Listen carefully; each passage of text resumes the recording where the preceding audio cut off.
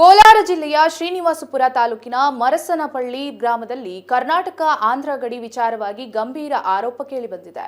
ಸದ್ಯ ಪಿಎಂಜಿಎಸ್ವೈ ರಸ್ತೆ ಕಾಮಗಾರಿ ವೇಳೆ ಕರ್ನಾಟಕದ ಗಡಿ ಕಲ್ಲನ್ನ ಕಿತ್ತು ನೈಜ ಗಡಿಯಿಂದ ಸುಮಾರು ಅರ್ಧ ಕಿಲೋಮೀಟರ್ ಒಳಗೆ ಸ್ಥಳಾಂತರಿಸಲಾಗಿದೆ. ಅಲ್ಲದೆ ಅಧಿಕಾರಿಗಳು ಕೂಡಲೇ ಸ್ಥಳ ಪರಿಶೀಲನೆ ನಡೆಸಿ ನೈಜ ಗಡಿಯನ್ನ ಸ್ಪಷ್ಟಪಡಿಸಬೇಕು ಅಂತ ಆಗ್ರಹಿಸಿದ್ದಾರೆ.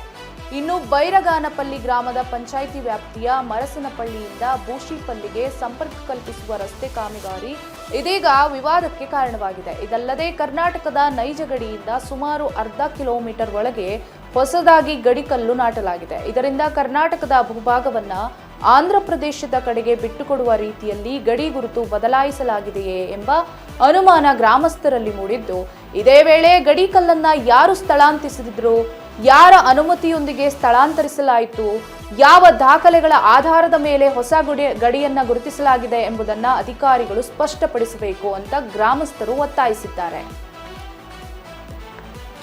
ಕೋಲಾರ ಜಿಲ್ಲೆಯ ಶ್ರೀನಿವಾಸಪುರ ತಾಲೂಕಿನ ಮರಸನಪಳ್ಳಿ ಗ್ರಾಮದಲ್ಲಿ ಕರ್ನಾಟಕ ಹಾಗೂ ಆಂಧ್ರ ಗಡಿ ವಿಚಾರಕ್ಕೆ ಒಂದಿಷ್ಟು ವಿವಾದಕ್ಕೆ ಕಾರಣವಾಗಿದೆ. ಕರ್ನಾಟಕ ಹಾಗೂ ಆಂಧ್ರ ಗಡಿ ವಿಚಾರ ಗಂಭೀರವಾದ ಆರೋಪ ಕೇಳಿಬಂದಿದೆ. ಸದ್ಯ ಪಿಎಂಜಿಎಸ್ವೈ ರಸ್ತೆ ಕಾಮಗಾರಿ ವೇಳೆ ಕರ್ನಾಟಕದ ಗಡಿ ಕಲ್ಲನ್ನ ಕಿತ್ತು ನೈಜ ಗಡಿಯಿಂದ ಸುಮಾರು ಅರ್ಧ ಕಿಲೋಮೀಟರ್ ಒಳಗೆ ಸ್ಥಳಾಂತರಿಸಲಾಗಿದೆ.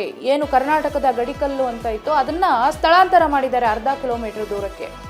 ಹಾಗಾದ್ರೆ ಅಧಿಕಾರಿಗಳು ಪರಿಶೀಲನೆಯನ್ನ ನಡೆಸಿದ್ರಾ ಅಥವಾ ಇಲ್ವಾ ಗೊತ್ತಿಲ್ಲ. ಇನ್ನು ಬೈರಗಾನಹಪ್ಪಲ್ಲಿ ಗ್ರಾಮ ಪಂಚಾಯಿತಿ ವ್ಯಾಪ್ತಿಯ ಮರಸನಪಳ್ಳಿಯಿಂದ ಬೂಶಿಪಲ್ಲಿಗೆ ಸಂಪರ್ಕ ಕಲ್ಪಿಸುವ ರಸ್ತೆ ಕಾಮಗಾರಿ ಇದೀಗ ವಿವಾದಕ್ಕೆ ಕಾರಣವಾಗಿದೆ.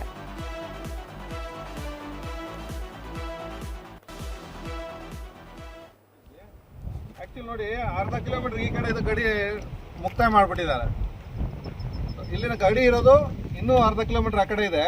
ಅಲ್ಲಿಂದ ನಮ್ಮ ಸ್ನೇಹಿತರು ಮೀಟರ್ ಹಾಕೊಂಡ್ಬಂದ್ರೆ ಇಲ್ಲಿ ಕರೆಕ್ಟಾಗಿ ಅರ್ಧ ಕಿಲೋಮೀಟರ್ಗೆ ಗಡಿ ನಾಟಿದ್ದಾರೆ.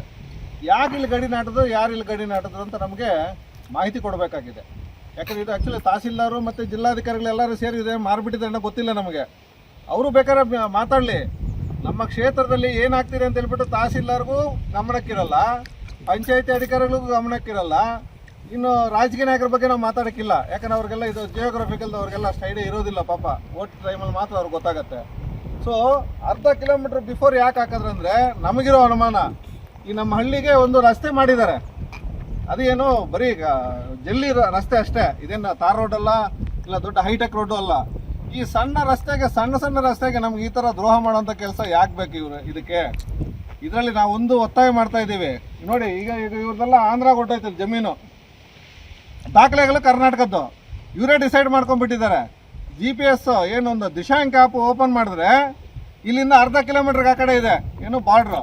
ಅವ್ರು ನೋಡಿದ್ರೆ ಇಲ್ಲಿ ಬಂದು ಹಾಕ್ಬಿಟ್ಟು ಬಿಲ್ ಮಾಡಿಕೊಂಡು ಹೊರಟೋಗಿದ್ದಾರೆ.